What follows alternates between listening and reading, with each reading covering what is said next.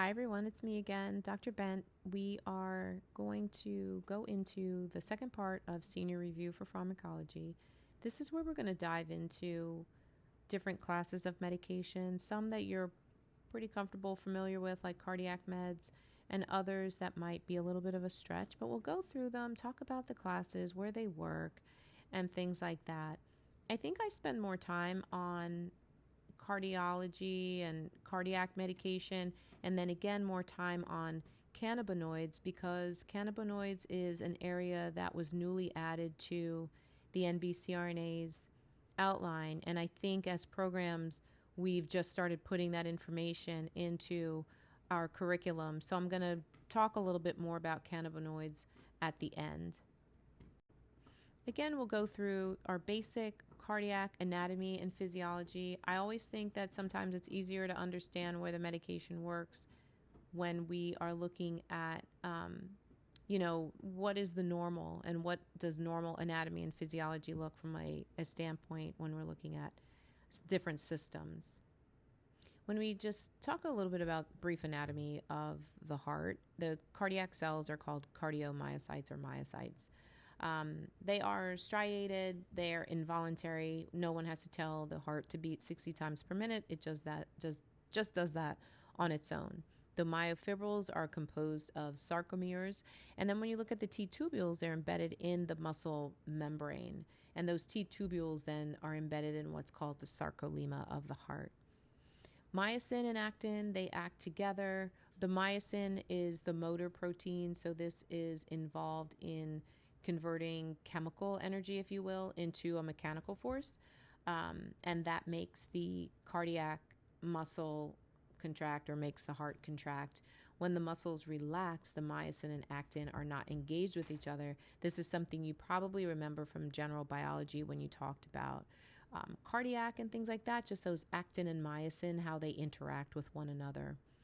Actin is an important part of cell structure, of course, and the sarcomere, they are activated and contracting when the actin and myosin are engaged. Those sarcomere become shorter, and cardiac contractility is driven by the sarcomere within the heart. So it's one very important part of the heart. I mean, the whole heart is important, of course. Ask any cardiologist, but a lot of the drugs that we use in anesthesia affect the sarcomere of the heart. Looking at excitation, contraction, coupling, of course, ATP, hydrolysis. When we look at ATP, that's the part of, the chemical within the body that is responsible for supplying energy with the actin and myosin complex within the heart. And then what's really important is what happens with actin and myosin. Remember those actin and myosin filaments, they kind of slide past each other and shorten the sarcomere length. And that's when the sarcomere are shortened, that's when there's a contraction that's happening in the heart itself.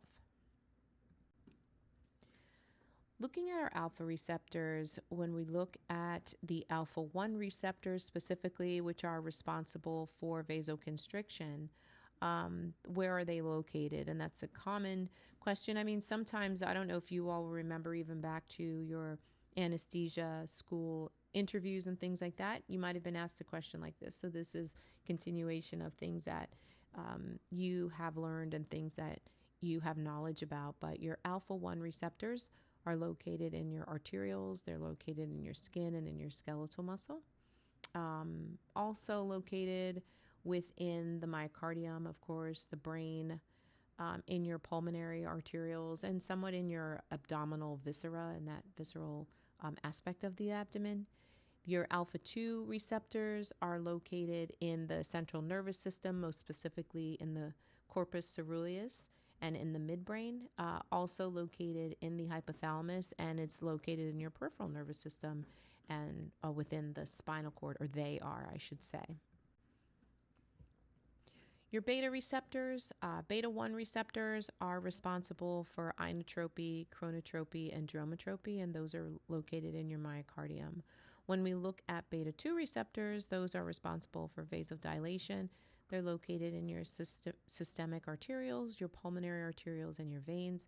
And we do have beta 3 receptors that we really don't talk about a whole lot.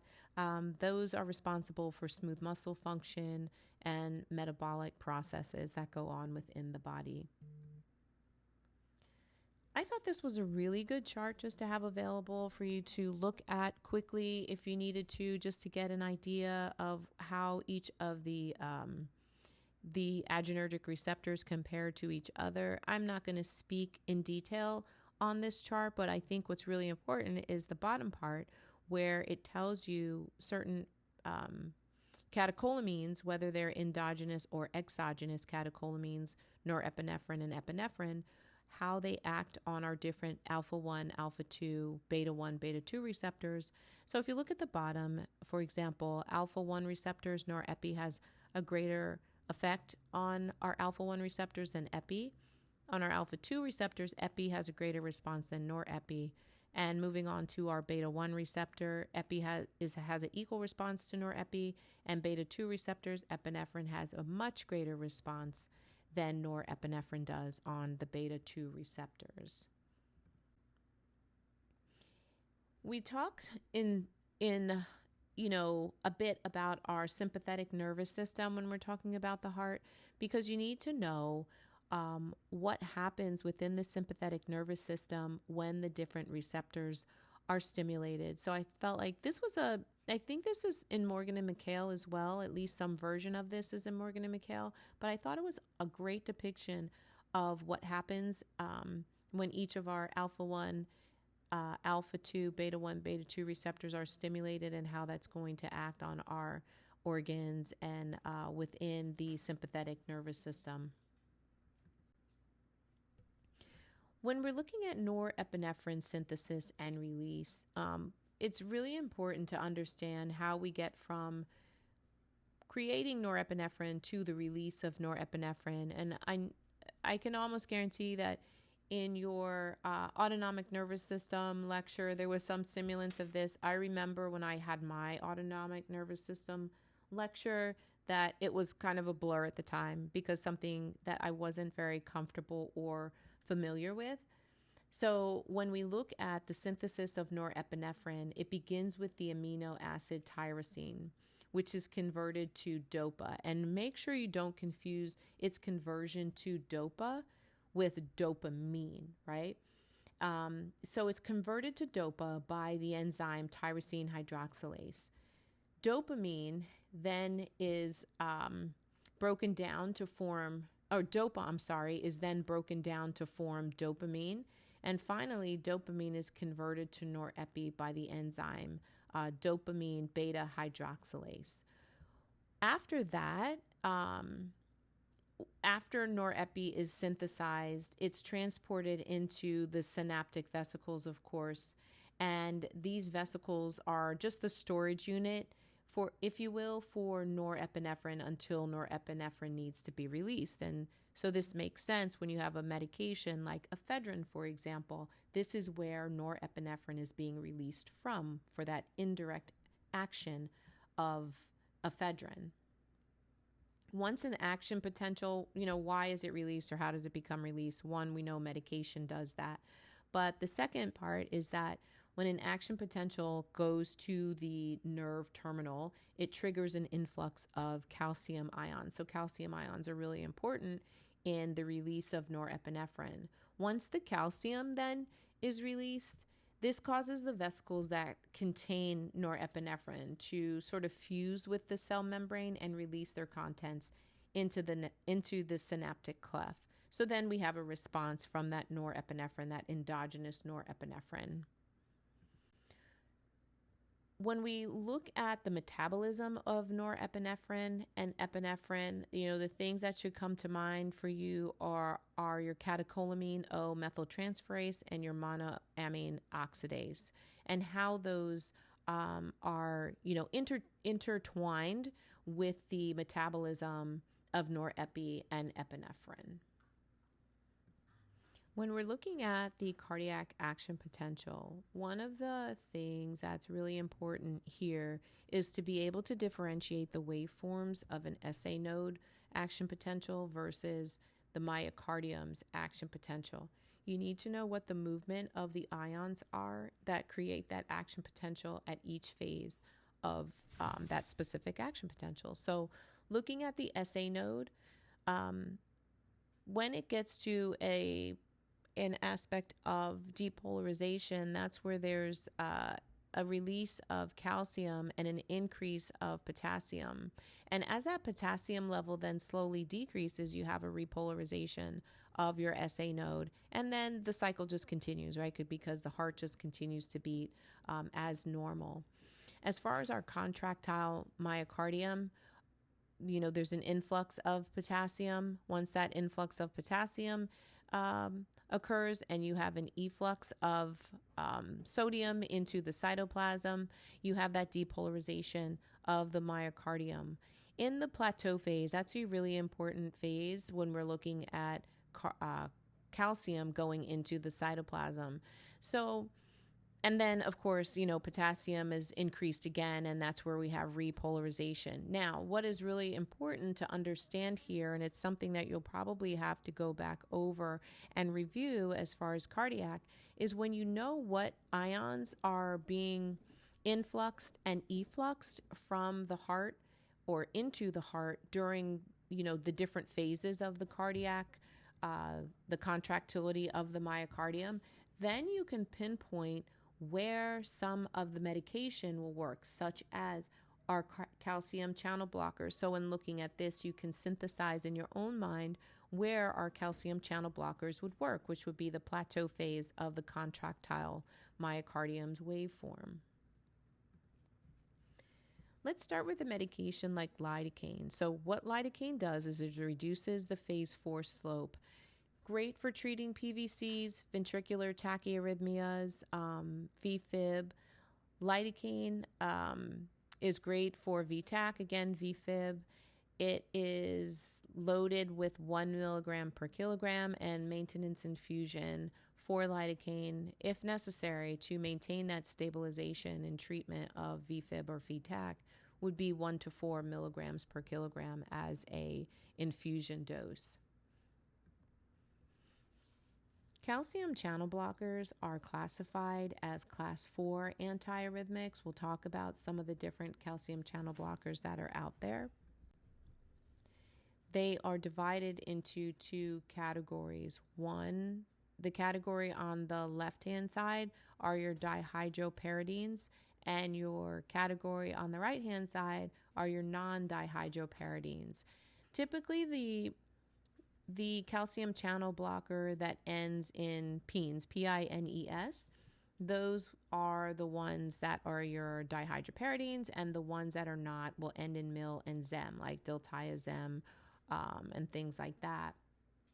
So your dihydropyridines, they affect the vessel tone. They are arterioselective, very good for treatment of angina and high blood pressure. Obviously, most of our calcium channel blockers are going to be given to treat high blood pressure.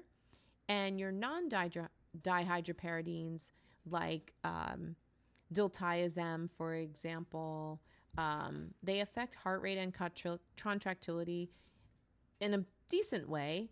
They do affect vessel tone secondarily. So the reason that they would be used most often would be because of affecting someone's heart rate or the contractility of the heart.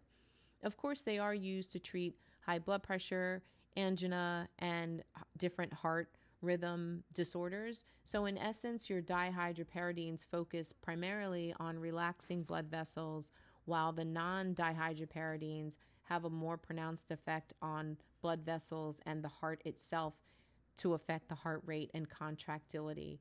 Your dihydropyridines have very little effect on cardiac conduct and ventricular contractility. So, something to look at when our patients are on different types of calcium channel blockers and why they were selected.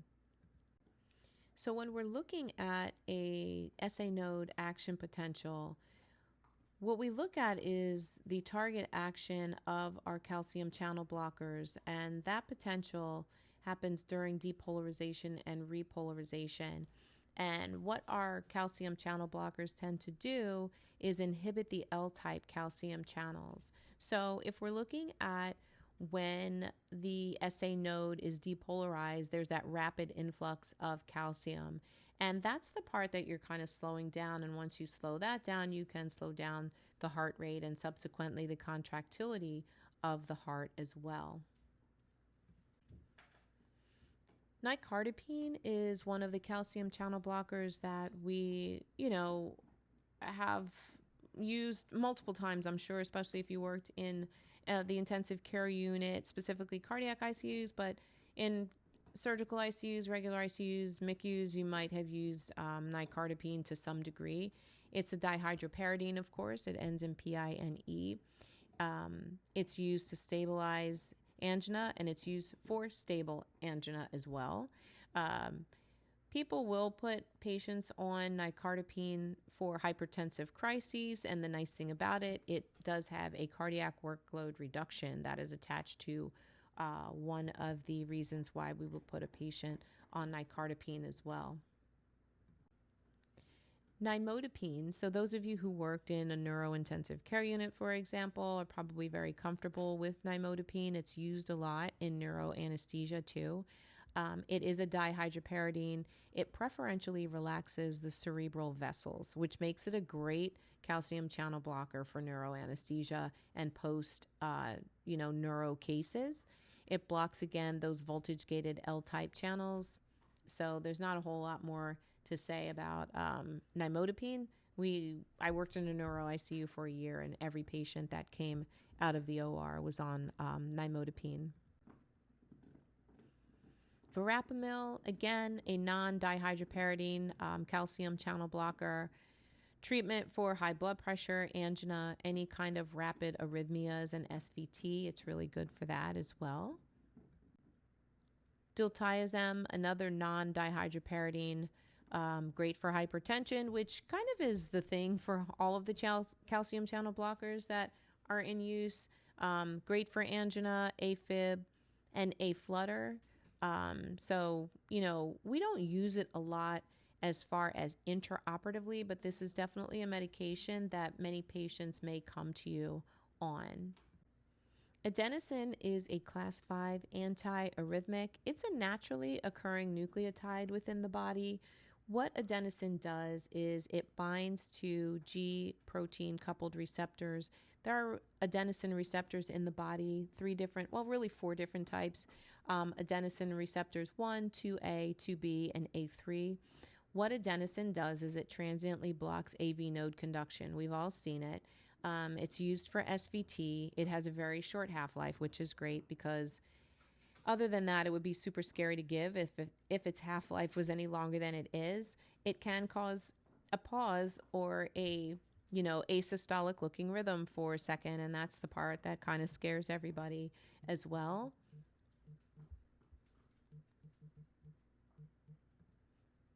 Amiodarone is a class 3 antiarrhythmic, very good for the treatment of SVT, VTAC, and VFib. The loading dose for amiodarone, and this is something that you're giving during ACLS and things like that. So this is a good dosing of medication to realize and understand. But the loading dose is 150 milligrams over 5 to 10 minutes, and you can repeat times 2 as required. Typically, if you have a patient in the OR and you've coded them and they need an amiodarone infusion after that, the infusion maintenance dosing is 1 milligram per minute.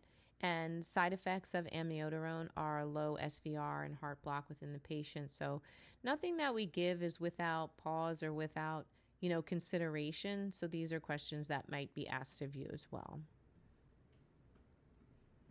Magnesium. Magnesium is, a tried and true, if you will. It is a GABA agonist as well. It's an NMDA antagonist. It's an essential electrolyte within the body. What it does is it acts as an agonist or activator, of course, of our GABA receptor, which are involved in some of our inhibitory neural pathways. Conversely, like I said, it acts on the NMDA receptor site as an antagonist, which is crucial for excitatory signaling. So these interactions play a huge role in regulating neuronal activity and synaptic transmission when using or with the use of magnesium. It is an ion channel modulator as well, helps reduce, or it helps in the reduction of ventricular arrhythmias. And how it does that is that it prolongs the time it takes for the heart to recover after a contraction. Great for the use of torsades de pointes. Yep, I think it's a French word. And atrial fibrillation as well.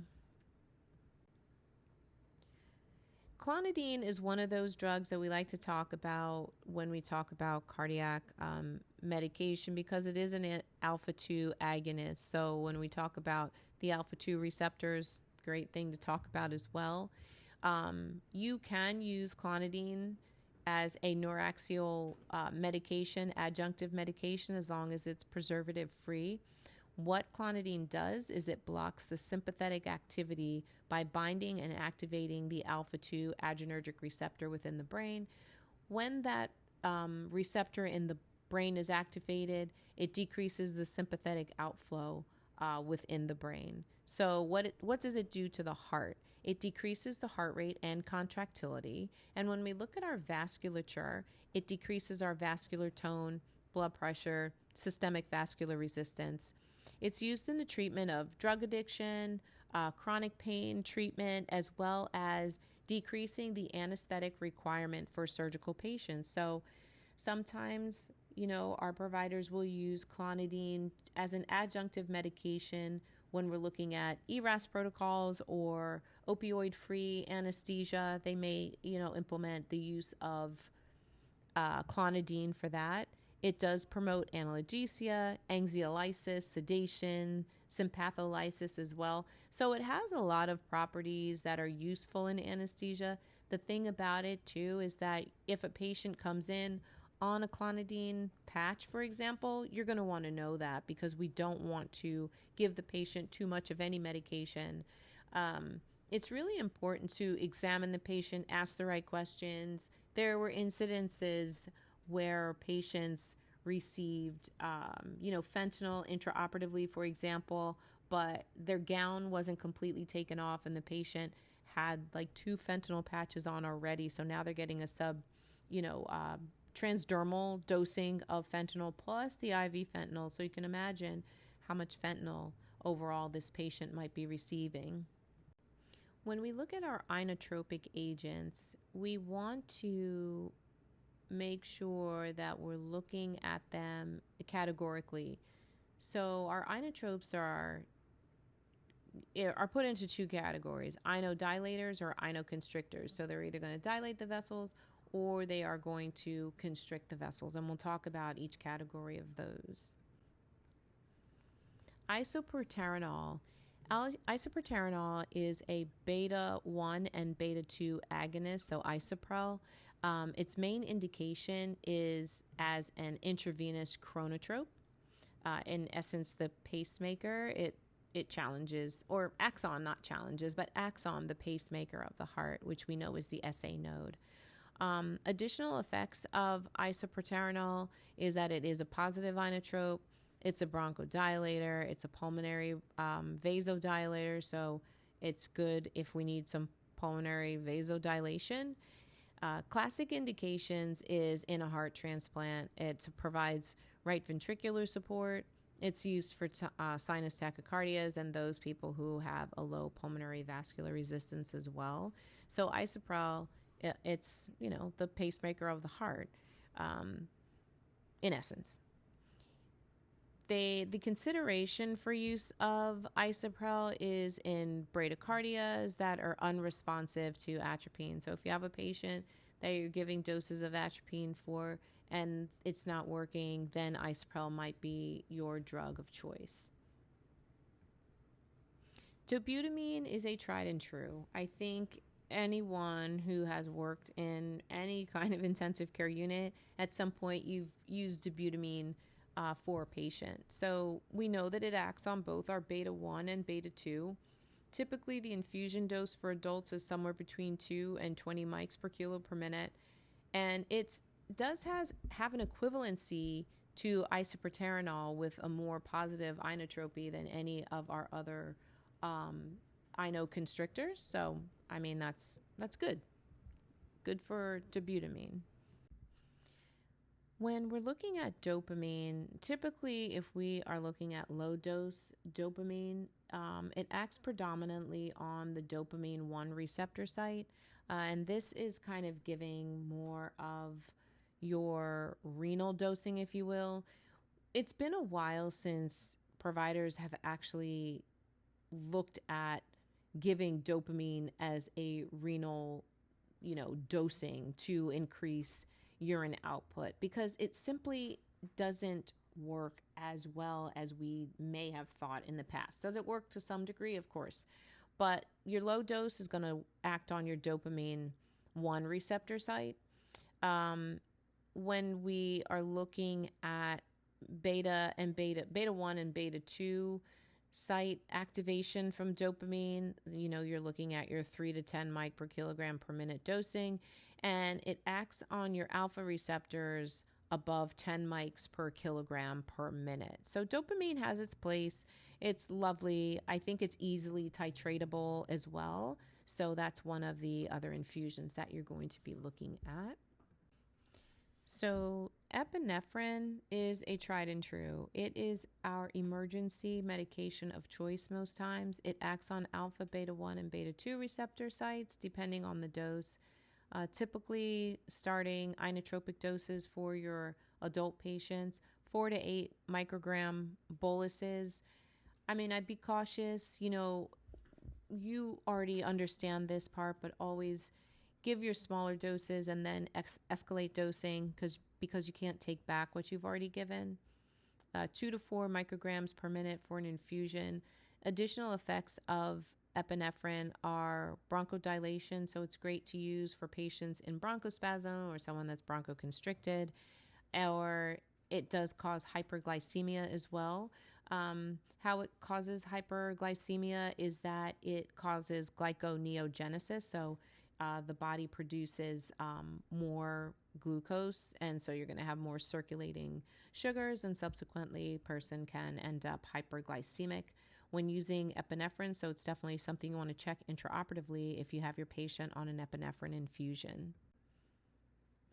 Norepinephrine acts on the alpha 1, alpha 2, beta 1, and limited beta 2 receptor site activity. It's equally potent as epinephrine with beta 1 activity. It redistributes blood to the heart and to the brain, has very intense alpha 1 and alpha 2 agonism, and it acts very quickly. Those of you who worked in a medical ICU probably are very familiar, very comfortable with norepinephrine because it was used as a first-line agent for the treatment of sepsis. So those low volume states, you can go ahead and give norepinephrine till we get things sorted out. Ephedrine is almost given like water in some of the operating rooms that you probably have worked in. Ephedrine works on your alpha 1, beta 1, and beta 2, increases heart rate and arterial blood pressure.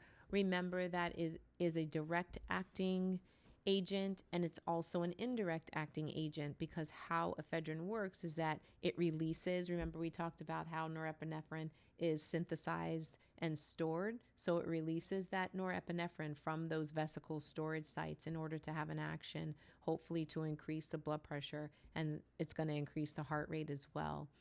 The cardiovascular effects have been shown to be variable and delayed sometimes, and of course what is really important to understand when using ephedrine is that tachyphylaxis occurs readily and sometimes just after 2 doses of ephedrine.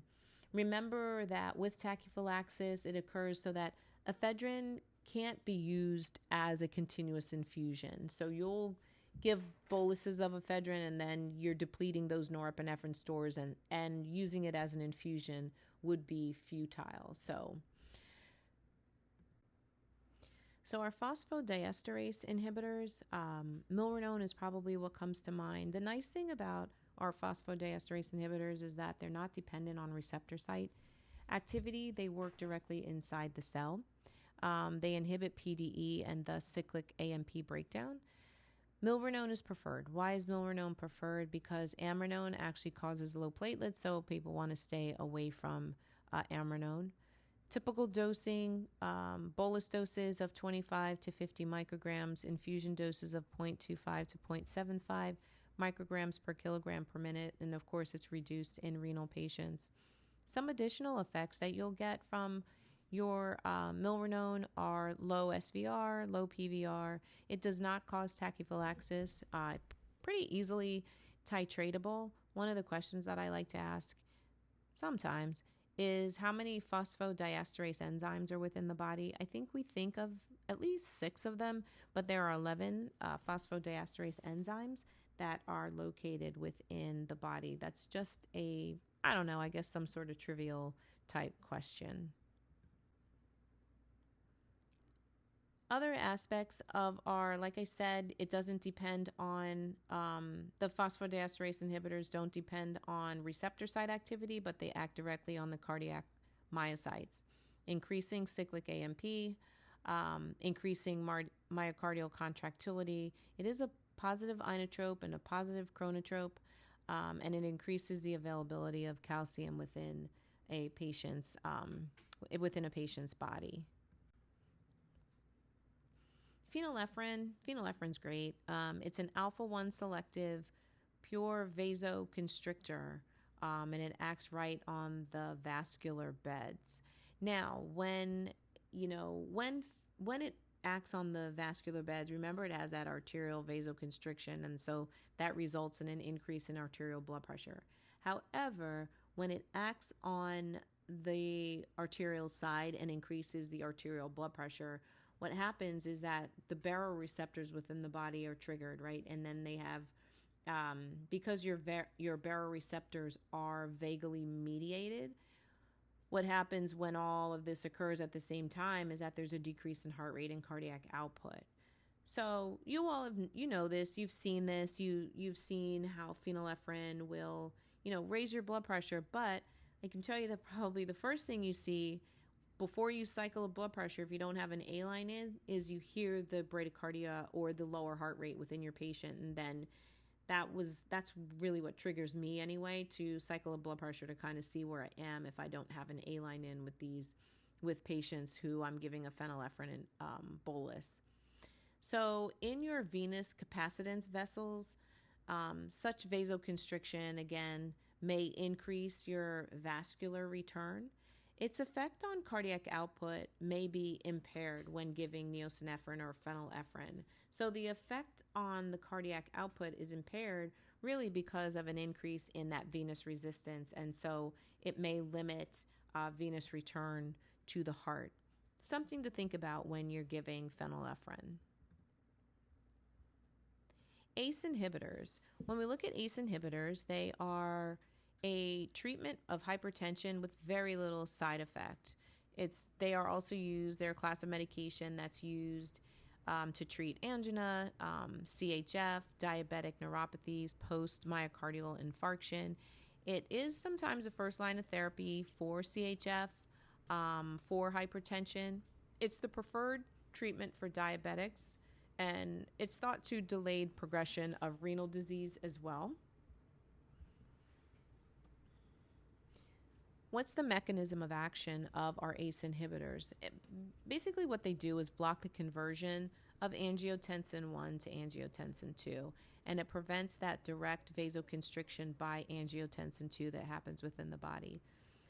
When all of this occurs, that prevents the binding of angiotensin 2 to our AT1 receptor sites, and you have a decrease in your angiotensin 2 levels, and subsequently you have decrease in vasoconstriction.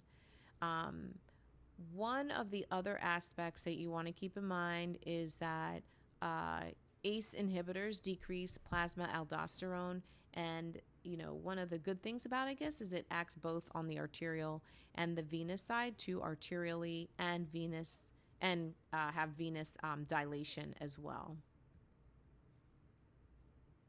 Beta blockers. Beta blockers are probably our best friends sometimes in the OR. They antagonize the effect of catecholamines at the beta adrenergic receptor site. So some of our clinical uses, post-MI, angina, hypertension, all of the list that goes on there. It's also an antiarrhythmic for some patients. It does increase atrial refractory period, therefore bringing down the heart rate, decreases AV conduction and automaticity, and does increase SVR during diastole. In some cases, or what's been seen as well with the use of beta blockers, is it decreases that cardiac remodeling. So it's a good agent to use because it does decrease morbidity and mortality in selected surgical populations where we're worried about, increases in heart rate and things of that nature. When we look at beta blocker selectivity, there are three sort of different classes of that. One, to the left-hand side, are our non-selective beta blockers. What that means is that they're going to block both beta 1 and beta 2 receptor sites. Propranolol is probably the one that we see most often that patients come in on. But the others are, there as well. The middle column are beta selective. So these are going to block your beta 1 receptors, metoprolol, esmolol, atenolol. And on the right-hand side are beta blockers that are going to block some alpha and your beta 2 as well. So that would be labetalol is the one that comes to mind that we see most often. So on that note, we're going to talk a little bit about labetalol. Again, it's a beta antagonist or a beta blocker. It does antagonize, again, both your alpha and your beta, and the ratio of blockade is 1 alpha to 7 beta. So you're going to see some blockade of your alpha receptor as well. The elimination half-life is almost 6 hours. So labetalol is not necessarily one of the medications that I would first grab in the operating room. If I'm in a case that, the heart rate's a little elevated, the blood pressure's a little elevated, because the half-life is almost 6 hours, it's going to be really hard to antagonize the labetalol dose that you gave. So you'd be more selective in grabbing a drug like esmolol. And when we look at how esmolol is metabolized, because it's hydrolyzed, or metabolized, I should say, by your plasma esterases, if I give a dose of esmolol, I have time to get other medication situated that are going to have a shorter half-life than labetalol in order to give the patient to keep that heart rate and keep that blood pressure down. Esmolol is great for heart rate, great for hypertension. Remember, it's cardioselective. It will antagonize your beta 2 receptor sites if you're giving this medication at higher doses. And the elimination half-life of esmolol is about 9 minutes. So the comparative, the narrative, or I should say, of labetalol versus esmolol, that's 6 hours versus 9 minutes. I feel like there's no discussion in that matter. Metoprolol, it's a selective beta 1 receptor antagonist. It acts predominantly on the heart muscle. At higher doses of metoprolol, it can affect the beta 2 receptor sites as well. It is a catecholamine antagonist, so a nice antihypertensive. With its antihypertensive activities, it does decrease sympathetic outflow, which is great. The onset of metoprolol is about 5 minutes, but here we are with a long duration of action of about 5 to 8 hours. Propranolol, it's a non-selective beta antagonist. Remember, it's going to act on both your beta 1 and your beta 2 receptor sites. It's great for angina and hypertension. It is made in a racemic mixture. So what's important to know, maybe for boards, is that it is used for the treatment of infantile hemangioma, and its elimination half-life is 8 hours. Let's talk about statins. Statins are cholesterol-lowering medication. They're HMG CoA reductase inhibitors. That's the class that they fall under. They can cause drug-induced myopathy, so they don't come without their own set of issues. So just not given, randomly or without great thought. Can cause liver dysfunction. Statins are eliminated via the bile, and the half-life of statins is 14 hours. But the interesting note on the half-life being 14 hours is that the metabolites of the medication have a half-life of about 30 hours. Vasopressin is a fan favorite. Vasopressin acts on our V1 and V2 receptor sites. Remember, your V1 receptors are in the skin, skeletal muscle, and the mesentery, and your V2 receptors are in the renal system and the blood vessels. Vasopressin is ADH, which we know that, which is a potent endogenous hormone that's responsible for regulating our plasma osmolality and our urine volume. So in high concentration, it does also raise the blood pressure by inducing moderate vasoconstriction. The other thing about vasopressin is that it's given at a constant dose of an infusion, right? So you're not giving boluses per se of vasopressin as your antidiuretic hormone. Let's talk a little bit about bronchodilators as a whole. Beta 2 receptor agonists, they are 29 times more selective for beta 2 than beta 1. Although we know that when patients are on bronchodilators, typically you're going to see a mild increase in heart rate after a dose. The S isomer of your bronchodilators are associated with toxicity. One of the other aspects of your bronchodilators is how do they dilate? So what happens with when a patient comes in on, or you have to give a bronchodilator intraoperatively, it activates the beta 2 adrenergic receptors on the smooth airway muscle. And when that's activated, it leads to an activation of adenylyl cyclase, and it increases the concentration of cyclic AMP, of course. Once the concentration of cyclic AMP is increased, that leads to an activation of your protein kinases. And it then lowers intracellular ion calcium concentrations, and that results in the relaxation. Because if you have higher concentrations of calcium, of course, that is going to promote contraction, right? So it doesn't do that.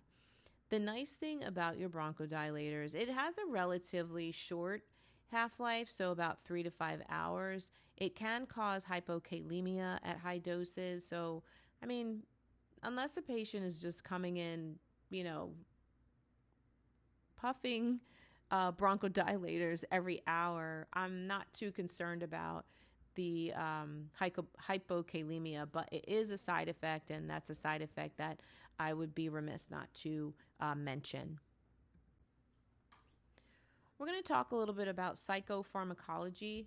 Some of our patients may come to us with medication that is related to, antidepressants and things like that. So very important to understand how they work and things of that nature. So one of the classes of antidepressants that patients may come in on, and that it's wise to know about, are SSRIs: Zoloft, Prozac, Lexapro. Very important to understand too that they do need weeks to achieve an effect. So if your patient came on and they were just started on an SSRI yesterday, pretty much they're not going to have any kind of systemic effect yet. They need, again, that time to achieve effect. They can be used for just generalized anxiety, can be used for PTSD. How they work is that at the presynaptic neuronal membrane, they increase serotonergic activity. So what happens when serotonergic activity is increased, it results in an increase in your synaptic concentration of serotonin in the CNS, which leads to numerous functional changes and enhancement of serotonergic neurotransmission, which makes people feel better because serotonin is such a great drug. It does inhibit the reuptake of serotonin, which is our 5-HT. Another class of antidepressants are SNRIs. And so the exact mechanism by which the medication works is, a little bit iffy, but it's thought that it's related to the potentiation of serotonin and norepi in the central nervous system by inhibiting the reuptake of serotonin and norepinephrine via their transporters. I mean, but they work, right? That's really all that matters most of the time. Haldol, haloperidol, it's a dopamine 2 receptor antagonist, treatment for schizophrenia, other movement disorders. The thing about Haldol is, and droperidol for that matter, which we'll talk about soon, is that they have really great antiemetic properties. They block the chemoreceptor trigger zone and can be used in spinal epidural anesthesia as an adjunctive medication with the local anesthetic that's being delivered. Droperidol, it's a dopamine 2 receptor antagonist, great for PONV prophylaxis. However, it still carries its FDA black box warning. I don't even know in what ORs are people still using droperidol, but it can cause torsades, can cause long QT, so you want to be sure not to use it for patients who already have long QT. Questionably, there's a weak association with those things, but since the FDA does have a black box warning, there's not much you can say if these side effects happen. It's really bad to stand in front of a judge and say, Your Honor, I knew, but I just gave it anyway. The FDA does recommend that a 12-lead EKG is given prior to the administration of droperidol. So that's a really good question that may come up on your boards. Levodopa, so an anti-Parkinsonian medication. Remember that levodopa is a precursor for dopamine, and it's converted by the enzyme dopa decarboxylase. Parkinson's patients have a decrease in their dopamine levels, so we want to increase that. It doesn't slow the progression of Parkinson's for a patient who has, the tremors and things like that. Can cause nausea and dizziness, so it's not a medication, again, that's given out just without cause. Another anti-Parkinsonian medication is pramipexole. It is a dopamine 3 receptor agonist used for Parkinson's, restless leg syndrome, can produce compulsive behavior. So this is one that, again, not used without cause, nausea. Patient on this medication need to be monitored. The dosing needs to be tapered if patients are going to be tapered off of this medication for any reason. And next, we're going to talk about our histamine receptor antagonists, both our H1 and our H2 blockers. Cetrizine, diphenhydramine or Benadryl, those are first generation histamine antagonists. Loratadine is a second generation histamine antagonist. Histamine 1, as you know, are predominantly associated with allergic reactions. So our first generation histamine antagonists, when we're looking at Benadryl or cetirizine, those are the ones that produce more of a sedative effect than loratadine will. Great for relieving allergy symptoms. Hydroxyzine can enhance sevoflurane and propofol. So if a patient comes to you on Atarax, that's a part of their regular regimen, it can enhance the effects of sevoflurane and propofol. That has a sedative effect as well, not to the degree, though, as Benadryl does. They're metabolized in the liver, so careful with patients who have liver disease or liver dysfunction. Our histamine 2 antagonists, cimetidine, ranitidine, famotidine. These medications are used to block stomach acid production. I was miffed. I'm going to tell you this, and this is just a story that I tell students. I do this. I actually tell students some of my faux pas just so they realize that we're not perfect people. But when I was a nurse, I could not understand for the life of me why we were so engrossed in giving somebody a Pepsid, like 20 milligrams of Pepsid when they were having this severe allergic reaction. I'm like, what is happening? But okay. But like, to my lack of knowledge, they were blocking every histamine, our histamine 1s and our histamine 2s as well. So just my little faux pas as a baby nurse. But the other thing with your histamine 2 antagonist, treats ulcers, heartburn. It does undergo first pass hepatic effect. Okay, so the how much is getting to the patient systemically needs to be considered when any of our medication is undergoing first pass hepatic effect. I want to talk specifically about cimetidine because many drugs interact with this medication. So if a patient is on ketoconazole, it can decrease the action of ketoconazole. But most importantly, that there's a list of medication that we use fairly frequently, or our patients come in on in the pre-op area, that cimetidine can increase the action of those medications. So phenytoin, dilantin, lidocaine, propranolol, meperidine, they all act on, I think it's a CYP, I want to say 2A. I could be wrong, but definitely one of the cytochrome P enzymes. And, cimetidine, if a patient's on that and these medications, or you're giving lidocaine or Demerol to a patient, it's going to increase the activity of those medications. Let's talk a bit about our antiemetics. Our 5-HT3 receptor antagonists, ondansetron, ganacitron, and dolasetron. I have not seen ganacitron or dolasetron in quite some time.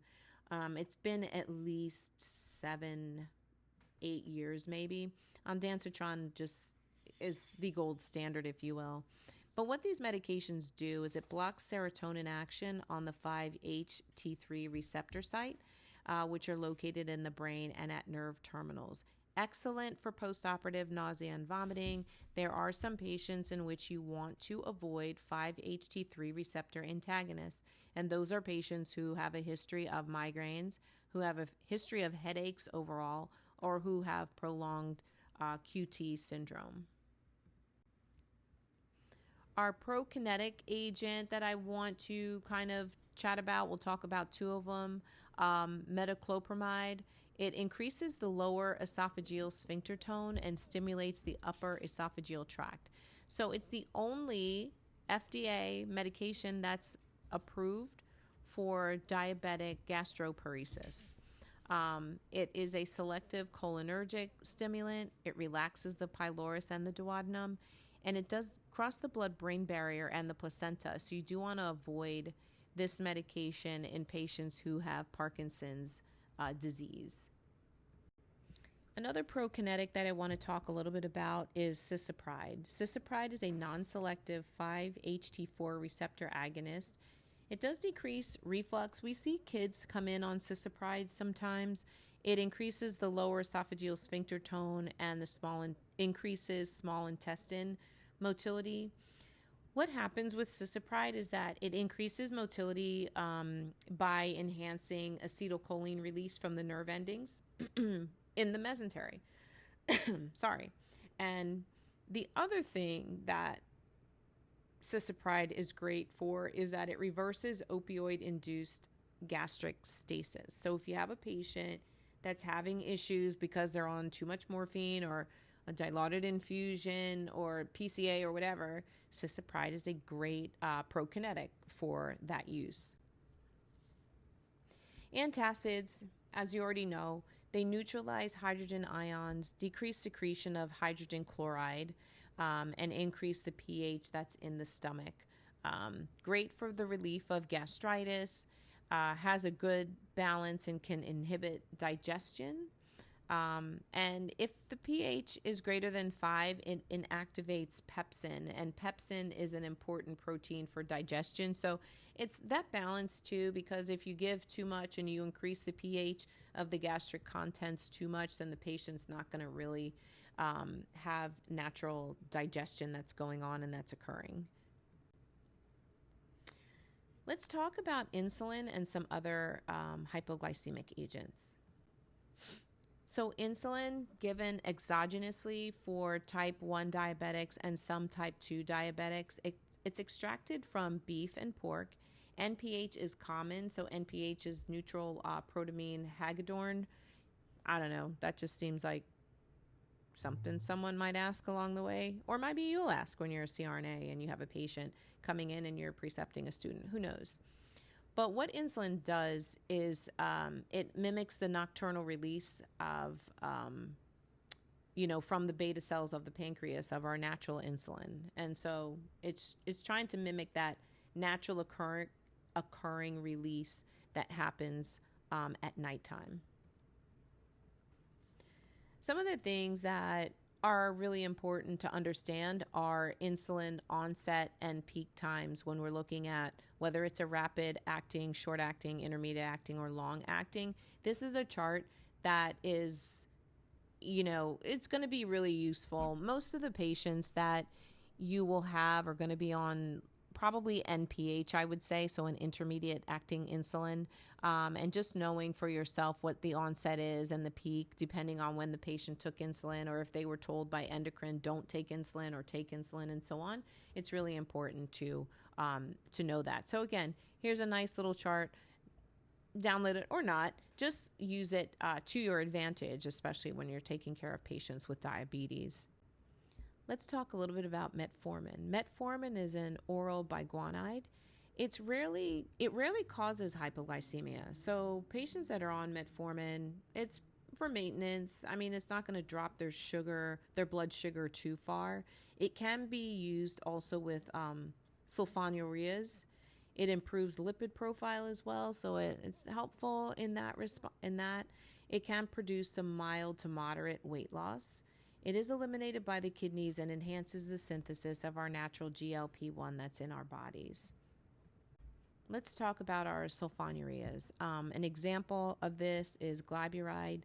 It's derived from sulfonamides. So patients, that are sulfa allergic or sensitive to sulfa probably is not the best agent for them to be on. Sulfonylurea receptors are on the pancreas and in cardiac cells. They cause an influx of calcium and stimulation of the release of insulin storage. So what the drug does is it inhibits ATP sensitive potassium channels on those beta cells to help with hyperglycemia. GLP-1, I mean, we could go in depth about GLP-1s and different ones and which ones act on GLP and GLP-1, but just an overarching understanding of GLP-1s is that they bind to receptors in the pancreas and in the GI tract as well, increasing insulin secretion from the beta cells, slowing gastric emptying, which is a huge deal in anesthesia based on when the patient last took their, Ozempic or any other semaglutide. What's the nice thing, though, that is coming, showing with research is that they do have cardiac improvements for patients who have cardiac disease. I'm not saying that that's why patients always go on like a semaglutide, but I mean, it's there. These patients are full stomach. The ASA wrote a white paper at least on, or their recommendation about how long a patient should be off a GLP-1 prior to coming into the OR. One of the other aspects of our GLP-1s is that they can cause nausea and vomiting. If you know anyone who's ever taken one, that's probably the most common side effect. and eventually constipation, I think, is another side effect that they might experience when first taking a GLP-1. Let's go into some of our diuretics. We'll go through the different classes of diuretics, and we'll just kind of name a few that are within that class, probably those that you are most familiar, most commonly utilized diuretics. Our loop diuretic of choice is Lasix. It inhibits sodium and chloride reabsorption. Urine concentration is impaired, so that's, patients are going to have free-flowing, almost clear urine with Lasix. They're going to have that hypotonic urine, increasing in diuresis, which is what we're looking for if we're giving a patient a dose of Lasix. It does increase urine calcium and magnesium excretion as well. Our sulfonamides, except ethacrynic acid, works well with Lasix. Treatment for hypertension and edema too. Our osmotic diuretic of choice, mannitol, limits passive water reabsorption. In large doses, it has increasing electrolyte excretion as well. Remember that mannitol is a 6 carbon sugar. With mannitol, patients have increased renal blood flow, activation of vasodilating prostaglandins, and there are questions as to, is mannitol renal protective or not? So there are some cases in the OR that you're going to give mannitol to where they're cross-clamping and things like that, and they want to maintain some perfusion within the renal arteries and vasculature. And, there's evidence to support renal protection, and there's evidence to suggest that it may not be as great as we think it is. Our thiazide diuretic of choice, hydrochlorothiazide, it increases sodium excretion. It is a carbonic anhydrase inhibiting agent. It augments calcium reabsorption in the distal tubule. Hydrochlorothiazide does have some vasodilating properties, and because it's a diuretic and it has some vasodilating properties, sometimes if someone is mildly hypertensive, this might be the first line of treating hypertension. Definitely used for edema, hypercalciuria, so increasing calcium in the urine, and diabetes insipidus as well. Our potassium-sparing diuretic, spironolactone, it's an aldosterone antagonist. It has weak diuretic properties, although it's pretty effective with ascites. It inhibits sodium reabsorption. It's used with other diuretics most often, so you'll see a patient on spironolactone and another diuretic, and it's used in the treatment of heart failure as well. So the reason why we'd give this over maybe something else or in conjunction with is because this is potassium sparing. So if someone comes in, and their potassium level is like 2.9, this is probably a great diuretic of choice because we're sparing the potassium but still has some diuretic properties. Now we're going to talk about the class of anticoagulants. Heparin, again, a medication that it's either friend or foe. Like heparin gives me a little bit of heartburn because drawing up heparin and giving heparin, I just want to make sure that I'm not giving the wrong dose. Like I double and triple check all medicines, but this one I think I quadruple check. Heparin is a naturally occurring glycosaminoglycans within the body. It increases the activity of thrombin. It's useful in preventing blood clots, of course. Remember that it's isolated from salmon. It can be reversed with protamine. Used highly in cardiac and vascular surgery. One thing you need to be careful of, though, when giving heparin or giving too much heparin is that the patient has the potential for heparin-induced thrombocytopenia, which is a side effect of giving too much heparin. Low molecular weight, that should be a T, low molecular weight heparin. It's a cleaving heparin into shorter fragments, and these short saccharides make low molecular weight heparin ineffective in inhibiting thrombin. So works a little bit differently than heparin does. It does bind to and inactivates factor 10A, and it indirectly inhibits thrombin production. So it's not effective in inhibiting thrombin, but there's some indirect activity that is involved with inhibiting thrombin production.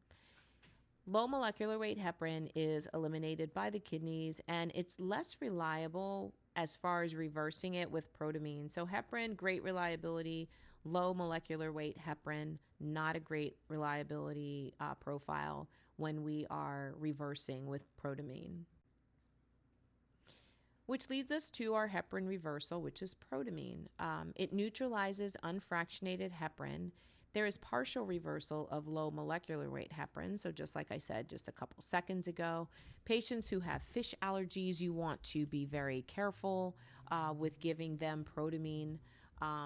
Remember, protamine is used in NPH insulin, of course. So patients with fish allergy probably shouldn't be on NPH as well. It can cause histamine release, and we want to avoid rapid injection of this medication. Our antiplatelet medication of choice that we're going to talk about is aspirin. So aspirin, basically just makes our platelets less sticky. Patients will go on aspirin as a cardiac protective medication if they had a stroke, so they'll usually go on aspirin as well as a daily regimen. It inhibits cyclooxygenase and thromboxane synthesis. So when we're looking at thromboxane synthesis, what it does is it promotes platelet aggregation. So thinking about aspirin, we want to block that, right? We don't want thromboxane to be synthesized. Plavix is a P2Y12 receptor inhibitor.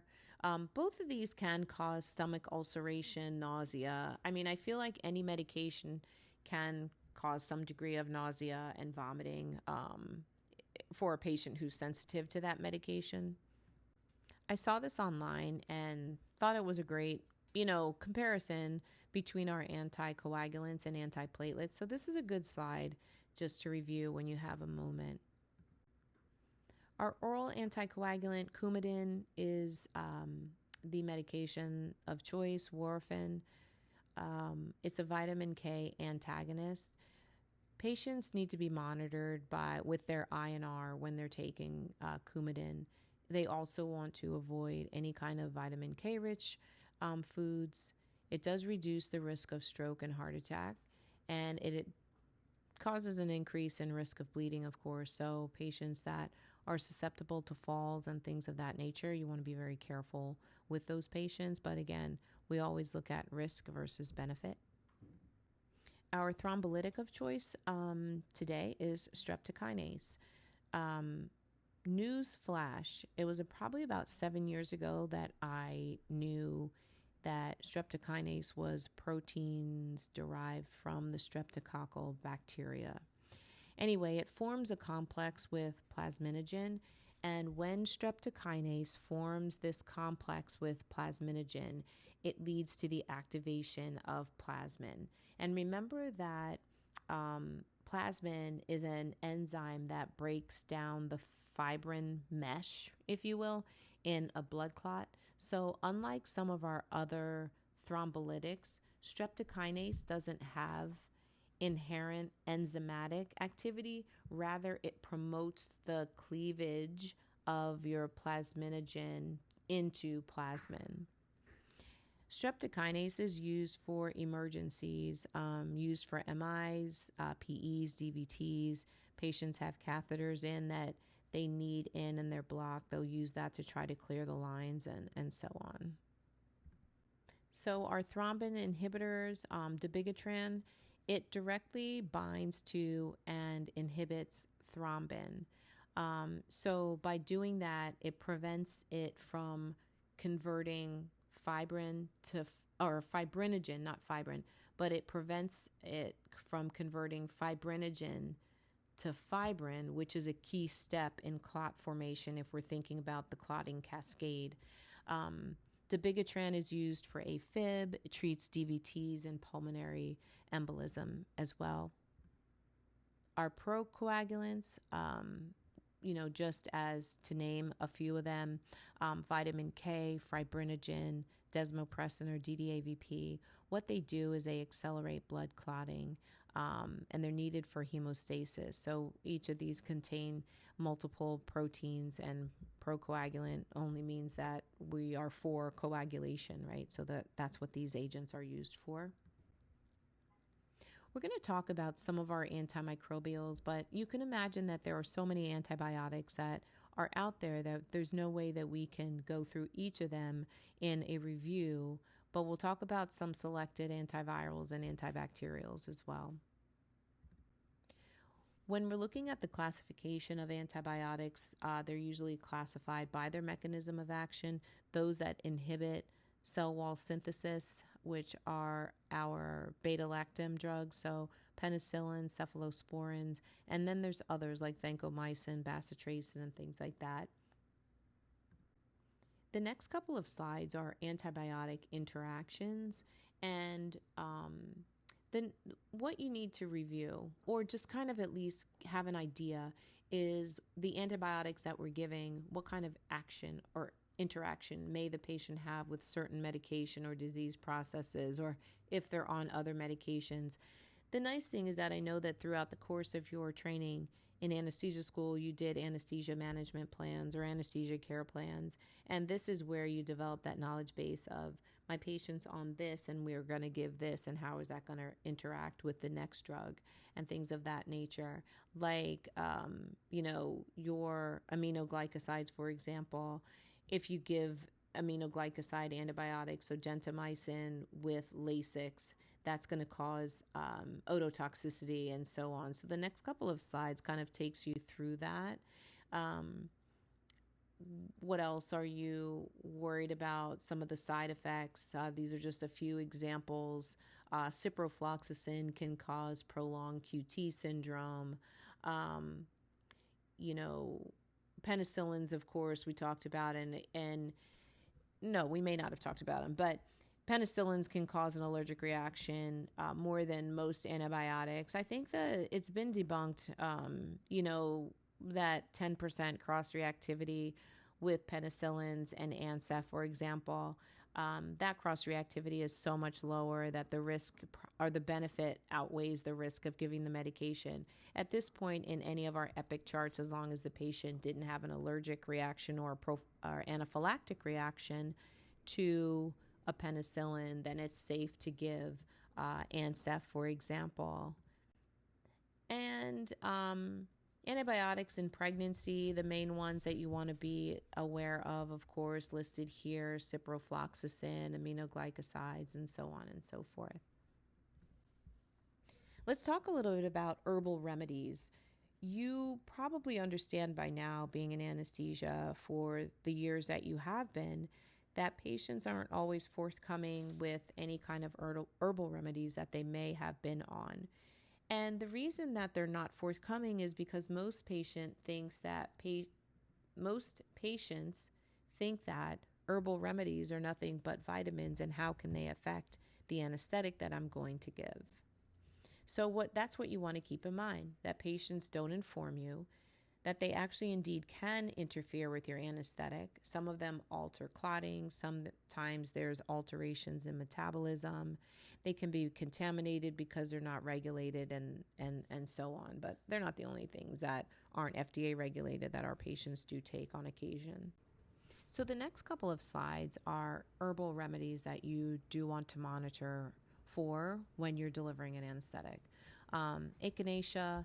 Patients who have liver disease can end up with liver damage taking echinacea. Ephedra, of course, you want to make sure you're monitoring that. Can cause high blood pressure and abnormal heart rhythms under anesthesia. Garlic is another one. It can increase bleeding during or after surgery. And ginkgo is used to help improve patients' memories, but it can prolong bleeding during and after surgery as well, which are things that we don't want, right? Ginseng can cause high blood pressure and a rapid heart rate. Kava, for example, can cause liver damage. St. John's wort can affect a patient's blood pressure. And valerian it can cause irregular heart rhythms under anesthesia. So we want to be very cognizant, I should say, when we are interviewing our patients preoperatively, and also just for you to know what the net effect is of herbal remedies when patients come in and they go under anesthesia. What are some other alterations? These can increase bleeding, so feverfew, ginger, saw palmetto, and other herbal remedies that can alter blood pressure. Let's just say golden seal. I'm sorry about that. Licorice and milk thistle. So again, just other things that you need to keep in mind when patients are coming to you and they have taken some sort of herbal remedy. Anti-epileptics. There are so many anti-epileptics that are out there. There are older versions. Valproic acid on this list is one to kind of talk about a little bit. Many levels need to be noted and monitored when a patient's on valproic acid. So these are some of the older anti-epileptics that patients may come in on. And these are some of the newer medications that a patient may come in on. But the one we'll talk about in a little bit more detail is Dilantin. Now, Dilantin can affect the depth and the recovery profile of a patient when they're under anesthesia. It does reduce the duration of action of NMDA, and it is an enzyme inducer. So patients who come in on Dilantin and you're giving another medication that's metabolized by the cytochrome P450 system, Dilantin is going to induce that enzyme, and the medication is not going to last as long as you would expect it to. I had a patient, and I don't know if I told you guys this before, but I had a patient that was on Dilantin, and we gave rocuronium, and literally the dose of rocuronium only lasted for about maybe 7 or 8 minutes, and we ended up putting that patient on a rocuronium infusion. Long-term use patient may require greater anesthetic depth, and you want to avoid drugs that lower the seizure threshold when a patient's on Dilantin as well, because we're just negating the reason that they're on Dilantin anyway. Let's talk a little bit about steroid therapy. Dexamethasone or Decadron is one of those medications that sometimes we give it to patients like it's water, but you want to make sure that you are profiling your patient. Do they need Decadron? Because there are some side effects of Decadron that patient might have, and we don't necessarily need to give it to them. So at low doses, Decadron is not only effective against postoperative nausea and vomiting, but it's also had some, studies suggest that postoperative pain and fatigue are also mitigated with a dose of dexamethasone. Antiemetic drugs like ondansetron and Decadron have similar efficacy, if you will, and each reduces the patient's risk by about 25%. So a lot of your EPIC charting will say, hey, this patient has 3 risk factors for postoperative nausea and vomiting. You may want to consider giving Zofran and Decadron together. It's a great anti-inflammatory. One of the things that we look at post an anesthetic, had we given a Decadron, is the patient may suffer from insomnia, some aggression, agitation, and perianal itching. I remember learning this in school, and I was like, really, what? And patients said that, like, they gave me Decadron and, whatever. So I had a good friend who had neurosurgery, and she said, when they gave me one medication, she goes, honestly, like, I felt like I was on fire. And I said, well, did they give you Decadron? She goes, yeah. And I said, well, that's why. The next time she had to have neurosurgery, she said that to her doctor. And he's like, there's no way that causes that. I go, tell him to look it up. It actually does. So it is a side effect. Don't give it to an awake patient. It's not the nicest thing to do. Methylprednisolone. In some of your texts, it will say that methylprednisolone is really great for the prolongation of nerve blocks. It can cause adrenal insufficiency because it does suppress the hypothalamic pituitary adrenal axis, so the HPA axis. Remember, in patients that are on long-term steroid therapy, we have to give them a stress dose of steroids during an anesthetic to prevent adrenal crisis. What are some of the long-term effects of methylprednisolone? Hypertension, diabetes, fatty liver, susceptibility to infection. So there are a lot of side effects to steroid therapy, which we're going to talk about in just 2 seconds. Inhibition of T cell function is one of them, one of the side effects. Reduction in macrophage activity, impairment of our neutrophils. So these are all the ways that it can precipitate infection or an infectious process. Of course, suppression of inflammatory response.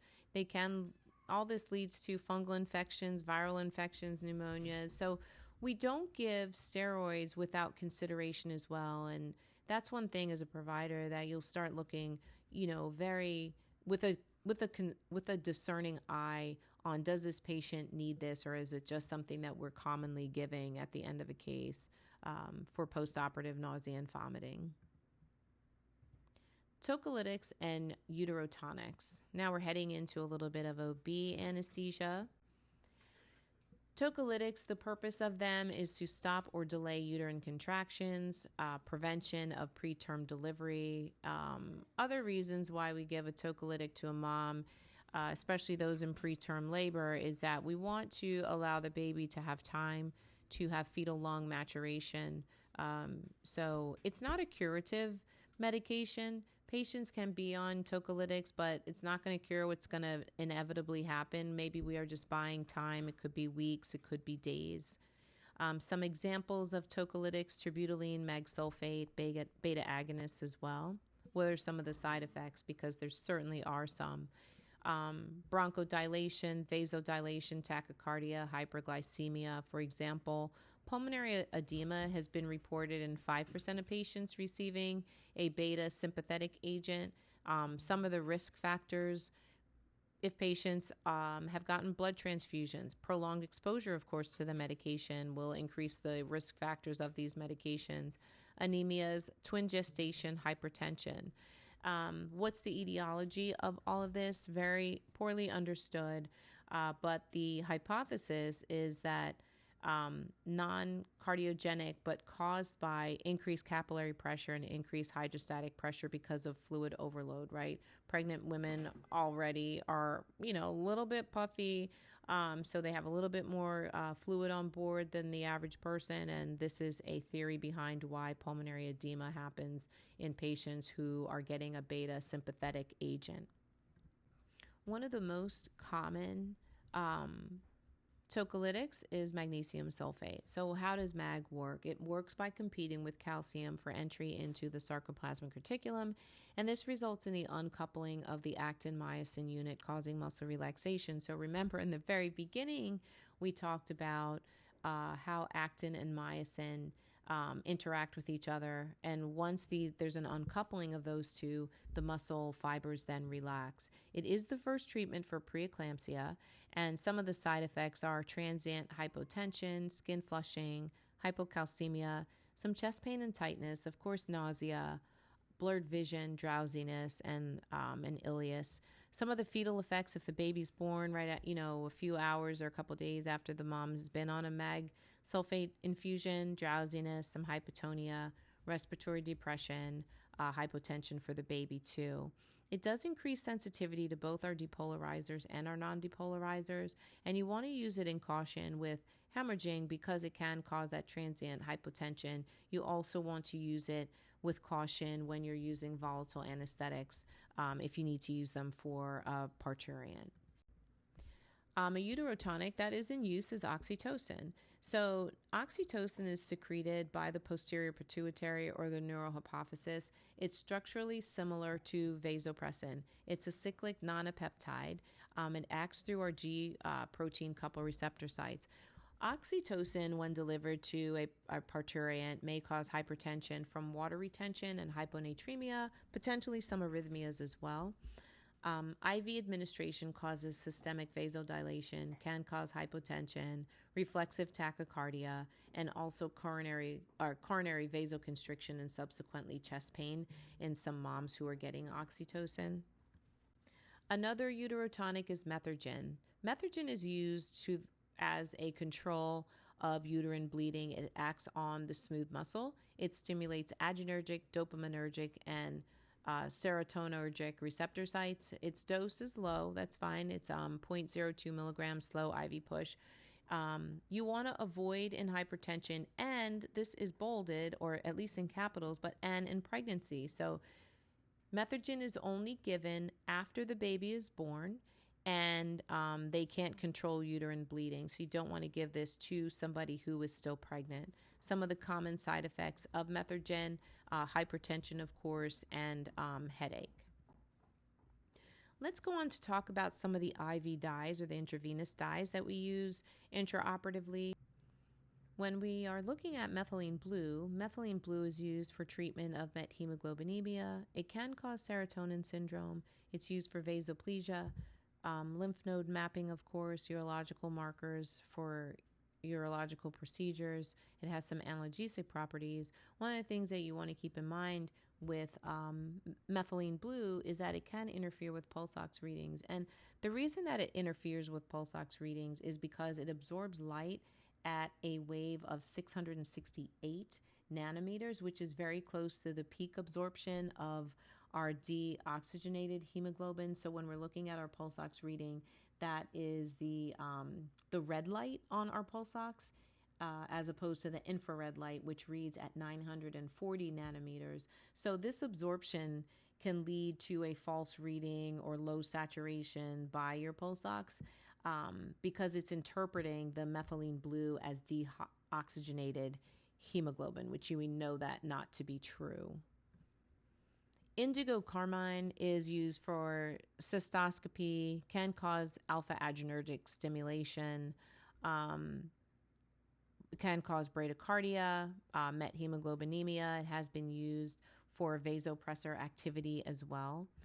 And this is just a nice little difference between the two, methylene blue and indigo carmine. Sometimes, differentiating the two is not always the easiest because they're both blue dyes, but this is a nice little differentiation. The biggest difference to me that makes sense is methylene blue is taken up by cells, and it can cause DNA damage as well, where indigo carmine, there's not a significant DNA damage that occurs when giving indigo carmine. Now, remember I told you in the beginning that we're going to spend a little bit more time on cannabinoids because this is an area of anesthesia training that we did not, focus a whole lot on in curriculum. And recently, within the last, 3 or 4 years, this was a change for the NBCRNA as far as their outline was concerned. And so we're going to discuss a little bit more detail of cannabinoids than we did with almost any other classification of medication other than cardiac meds.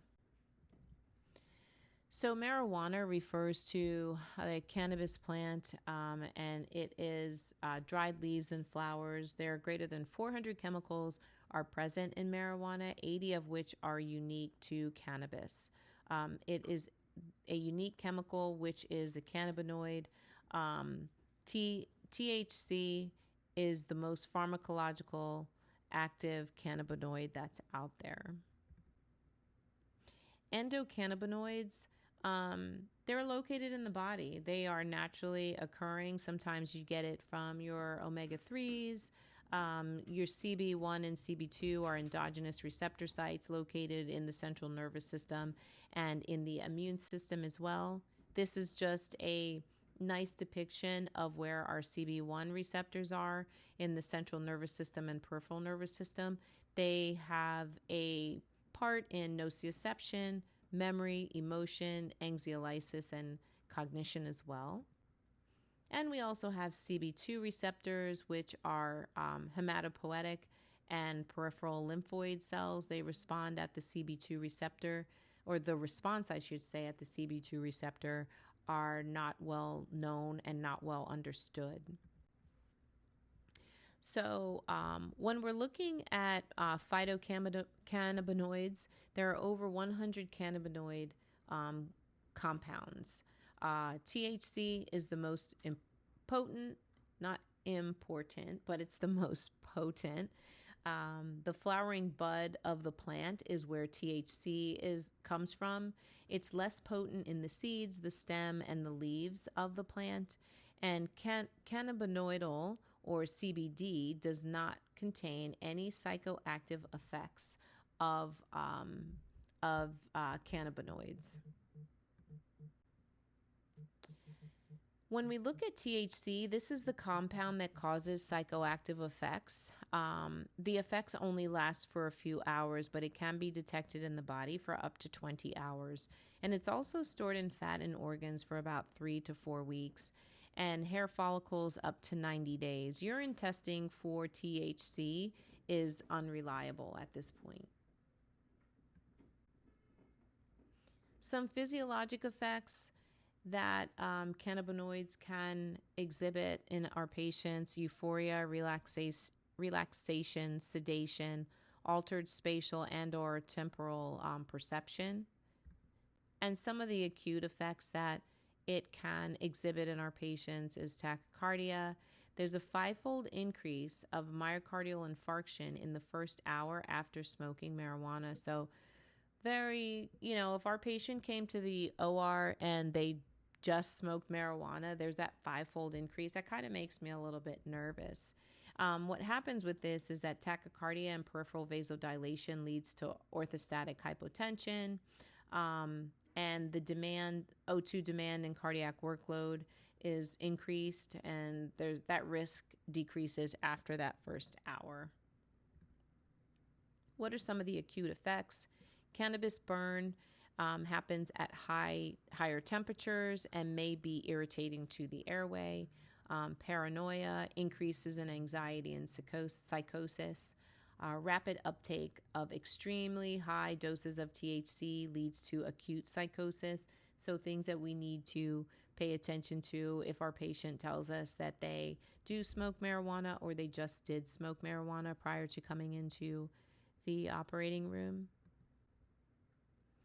Cannabinoid hyperemesis syndrome. This is a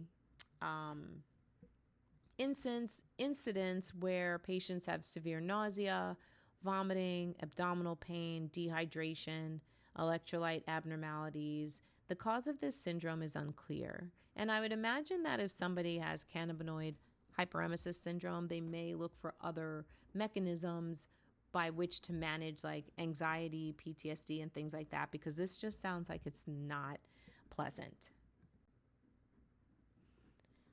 Synthetic cannabinoids. Synthetic cannabinoids can cause severe bleeding, persistent bleeding, severely elevated PT and INR. Vitamin K and FFP are given if the bleeding is continued.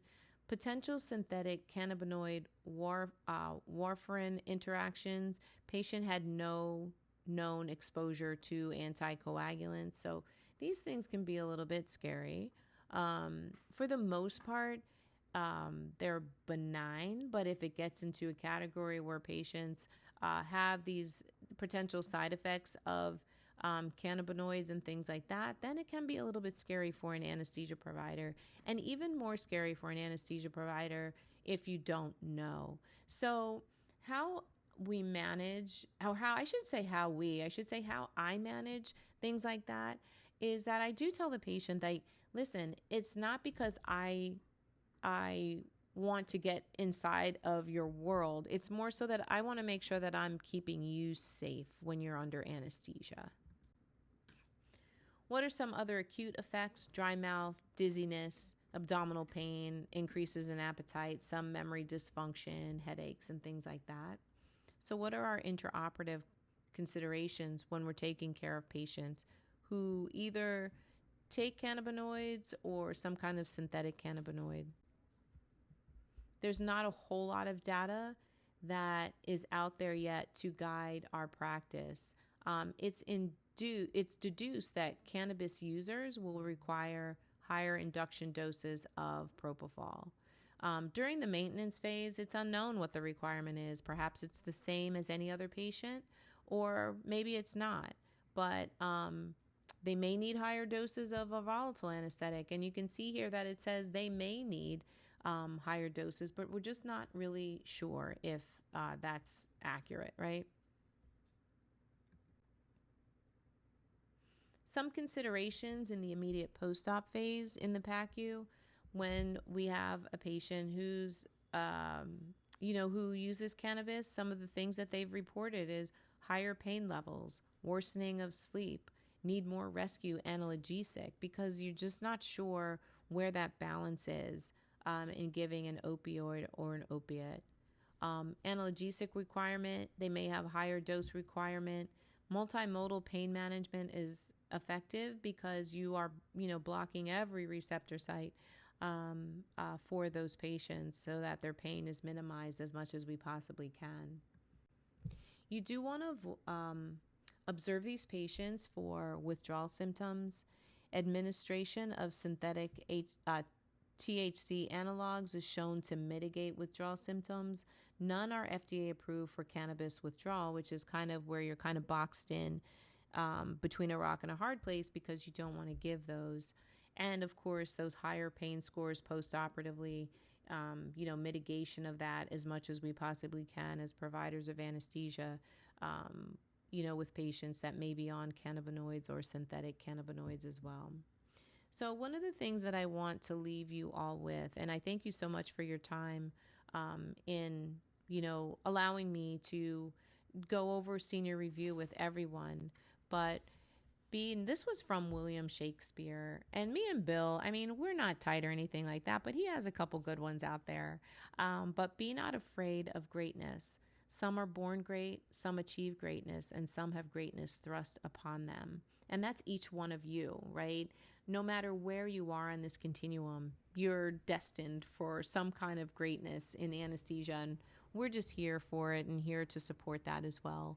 Again, thank you so much for allowing me to go over the senior review with you. I hope I've given you enough information that is going to be helpful, not only for NCE, but really for practice, because that's what we're all here for. So good luck. Reach out to me if you need to. Always here to answer any questions. Thanks so much, guys.